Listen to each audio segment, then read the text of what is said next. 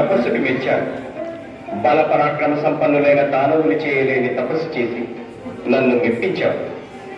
అభీష్ట వరం కోరుకు, అనుగ్రహిస్తాను. పరమెత్తి నాకు చిరంజీవత్వాన్ని అమేయ బల సంపదనే ప్రసాదించండి. పుట్టిన ప్రతి ప్రాణి గిట్టక తప్పదు. మరేదైనా వరాన్ని కోరుకు. ప్రజాపతి నాకు మరణం లేకుండా వరం ప్రసాదించండి. మరణం లేకపోవడమే చిరంజీవత్వం. అది నిష్ఠుర బ్రహ్మచర్యం. జీవాత్మను పరమాత్మలో అనుసంధానం చేసి సాధించుకోవాలి. మృత్యువును తప్పించడం ఆ హరిహరులకు కూడా అసాధ్యం. కనుక మరేదైనా వరాన్ని కోరుకు.